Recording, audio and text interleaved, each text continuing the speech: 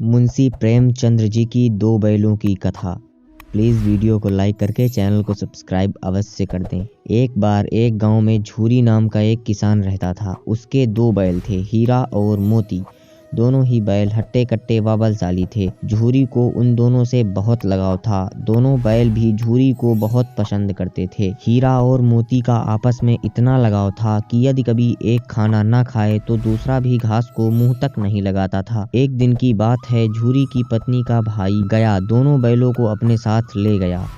दोनों बैल इस बात से परेशान थे कि उन्हें गया के हवाले क्यों किया गया है। शाम होने तक दोनों नए घर में व नए लोगों के बीच में थे, लेकिन उन्हें वहाँ सब बेगाना लग रहा था। रात को जब सभी सो रहे थे तो दोनों रस्सी तोड़कर झूरी के यहाँ भाग खड़े हुए। सुबह सवेरे ही जब झूरी ने उन्हें अपने यहाँ देखा तो दौड़कर गले से लगा लिया। ये सब देखकर झूरी की पत्नी बिल्कुल खुश नहीं थी। उसने दोनों को खूब खरी खोटी सुनाई और यह निश्चय किया कि दोनों को खाने में केवल सूखा भूसा दिया जाएगा। अगले दिन गया फिर आकर दोनों बैलों को अपने साथ ले गया। गया पिछले कल की घटना से बेहद क्रोधित था, इसलिए उसने वहां भी दोनों को खाने के लिए सूखा भूसा ही दिया। किसी तरह रात कटी और सुबह दोनों को हल जोतने के लिए खेतों पर ले जाया गया। हालांकि दोनों ने जैसे एक कदम भी न उठाने की कसम खा रखी थी। दोनों की खूब पिटाई हुई। रात को खाने में फिर भूसा मिला। दोनों निराश खड़े थे कि तभी वहां एक छोटी सी लड़की आई और दोनों को एक एक रोटी खिलाकर चली गई। एक एक रोटी से दोनों का पेट तो नहीं भरा, लेकिन उनके दिल को सुकून जरूर मिल गया था। पता चला कि उस लड़की की सगी माँ के मरने के बाद वह सौतेली माँ के पास रहती थी। उसकी सौतेली माँ उसे मारती रहती थी। शायद यही वजह थी कि उसे बैलों के लिए अपनापन था। दोनों उस छोटी लड़की के बारे में सोचकर चुपचाप अपना समय बिताने लगे। एक रात दोनों ने सलाह करी कि वे दोनों गले में बंधी रस्सी को चबा चबा कर तोड़ देंगे और वहां से भाग जाएंगे। उसी रात जब वे रस्सी को तोड़ने की कोशिश कर रहे थे तो वहीं छोटी लड़की आ गई और उसने दोनों को रस्सी से आज़ाद कर दिया। दोनों ने छोटी लड़की से विदा ली और दौड़ने लगे। इतने में गया को इसकी खबर लगी और वह अपने आदमियों के साथ उन दोनों के पीछे दौड़ पड़ा। हीरा और मोती इतना तेज भागे कि उन्हें अपने घर का रास्ता भी याद ना रहा। वे रास्ता भटक गए थे। दोनों को भागते भागते भूख भी लग पड़ी थी। रास्ते में मटर का एक खेत था। दोनों ने वहां जाकर जमकर मटर खाए।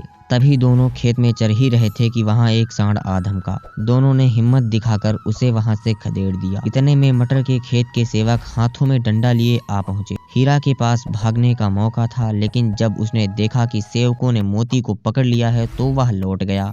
दोनों बैलों को पकड़कर मवेशी खाने में बंद कर दिया गया। उस मवेशी खाने में बहुत से जानवर कैद थे। वहां कई बकरियां, घोड़े, भैंसे, गधे बंधे थे, लेकिन किसी को भी खाने को कुछ नहीं दिया जाता था। इस वजह से सभी जानवर कमजोरी के कारण जमीन पर बेजान पड़े हुए थे। जब पूरा दिन बीत जाने पर भी खाने को कुछ नहीं मिला तो हीरा के सब्र का बांध टूट गया। उसने बाड़े की कच्ची दीवार पर जोर से अपने सींग गड़ा दिए, जिससे मिट्टी का एक टुकड़ा निकल आया। यह देखकर हीरा को हिम्मत मिली और वह दौड़कर अपने सींगों से दीवार की मिट्टी गिराने लगा। तभी मवेशी खाने का चौकीदार हाथ में लालटेन लिए जानवरों की हाजिरी लगाने आ पहुंचा। हीरा की करतूत देखकर उसने उसकी डंडे से पिटाई शुरू कर दी और मोटी रस्सी से बांधकर वहां से चला गया। हीरा ने मोती से कहा, आज अगर यह दीवार गिर जाती तो यहाँ बंधे हुए कितने जानवर आजाद हो जाते। यदि ये थोड़े दिन और यहाँ रुके तो कमजोरी के कारण इनका मरना निश्चित है। यह सुनकर मोती बोला, अगर ऐसी बात है तो मैं भी जोर लगाता हूँ। ऐसा कहते ही मोती ने दीवार में उसी जगह वार किया और लगभग 2 घंटे की कड़ी मेहनत से दीवार को तोड़कर गिरा दिया। दीवार के गिरते ही घोड़े, भैंसे, बकरियां सब जल्दी जल्दी भाग गईं, लेकिन गधे वहीं खड़े थे। लाख मनाने पर भी गधे अपने डर की वजह से वहीं खड़े रहे। उधर मोती अपने दोस्त हीरा की रस्सी तोड़ने की पूरी कोशिश करता रहा। अब जब सुबह होने वाली थी तो हीरा ने मोती से कहा, दोस्त मुझे नहीं लगता कि आज यह रस्सी टूटेगी। तुम यहाँ से भाग जाओ, वरना सबको पता चल जाएगा यह सब तुमने ही किया है। मुझे यहीं छोड़कर तुम चले जाओ। यह सुनकर मोती की आंखों में आंसू आ गए। वह हीरा से बोला, मित्र मैं इतना स्वार्थी नहीं हूँ कि मुश्किल के इस समय में तुम्हें छोड़कर चला जाऊं। मैं मरते दम तक तुम्हारे साथ ही रहूंगा। मुझे हर अपराध की सजा स्वीकार है। कम से कम इन जानवरों की जान बचाने का आशीर्वाद तो मिलेगा। इतना कहकर मोती ने गधों को सींग मार मार कर बाड़े से भगा दिया और स्वयं हीरा के पास आकर सो गया। सुबह होते ही चौकीदार, मुंशी व अन्य सेवकों को जब इसकी भनक लगी तो मोती की खूब मरम्मत हुई और उसे भी मोटी रस्सी से बांध दिया गया। लगभग 1 हफ्ते तक दोनों वहीं बंधे रहे, लेकिन उन्हें खाने को कुछ नसीब नहीं हुआ। उन्हें केवल पानी ही पिलाया जाता।